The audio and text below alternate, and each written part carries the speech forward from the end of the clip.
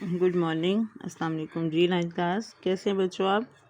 उम्मीद है खैरियत से होंगे जी। बेटा, आज हम जो आपकी आखिरी गज़ल परवीन फना सैयद की जो है वो पढ़ेंगे, उसके अशार की तशरीह करेंगे। जिन बच्चों ने नहीं नोट किया हुआ वो उसको नोट कर लें ताकि आपको एग्ज़ाम के लिए कोई मुसीबत या कोई मसला ना हो। ठीक है, तो यहाँ से देखें, ये गज़ल है। इसका पहला शेर है, काश तूफ़ान में सफ़ीने को उतारा होता, डूब जाता भी तो मौजों ने उभारा होता। इसमें जो है वो इसका मफ़हूम ये है कि इसकी जो है वो ये हवाला मतन के सिन्फ गज़ल शायरा परवीन फना सैयद। मफ़हूम, मैंने तूफ़ान में अपनी कश्ती को उतारा होता तो वो हंस कर मुश्किलात का सामना करती।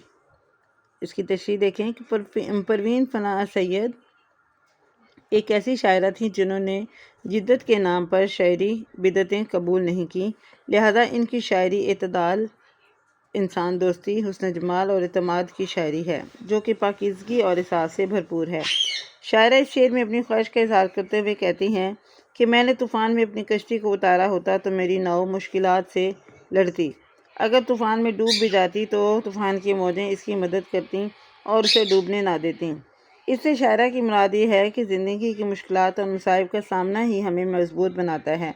इन मुश्किलात से हमें भागना नहीं चाहिए बल्कि इनका सामना करके इनका मुकाबला करना चाहिए। जिस तरह समुंदर की मौजें सफ़ीने को उभारती हैं, इसी तरह ज़िंदगी की मुश्किलात भी इंसान को मजबूत करती हैं। जी, अगला है, हम तो साहिल का तसव्वुर भी मिटा सकते थे, लब्बे साहिल से जो हल्का सा इशारा होता। हाँ जी, इसका जो है वो मफ़हूम देखें कि हम अपने दिल की दास्तान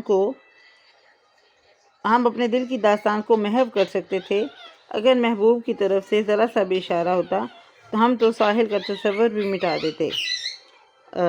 जी, इसकी शायरा हैं परवीन फना सैयद कहती हैं कि मैं दिल की दास्तान को महव करके इसके तसव्वुरात को भूल सकती थी, मिटा सकती थी अगर महबूब की तरफ से मुझे हल्का सा भी इशारा मिलता। कि अगर महबूब अपने मुंह से खुद इस बात का इशारा देता, यानी हर हाल में महबूब की बात मानना, इसी को मैं मोहब्बत कहते हैं। चाहे वो रंजो गम की बात हो, नफ़ा नुकसान की बात हो या प्यार मोहब्बत की बात हो, महबूब की ख्वाहिश का गुलाम होना ही मोहब्बत है। आगे है, तुम ही वाकिफ़ न थे आदाब जफ़ा से, वरना हमने हर जुल्म को हंस हंस के सहारा होता।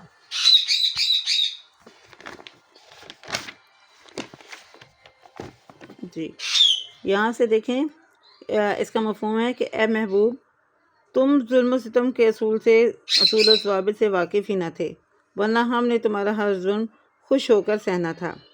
इसमें शायरा जो है इस शेर में एक दर्दनाक हकीकत को बयान करती हैं।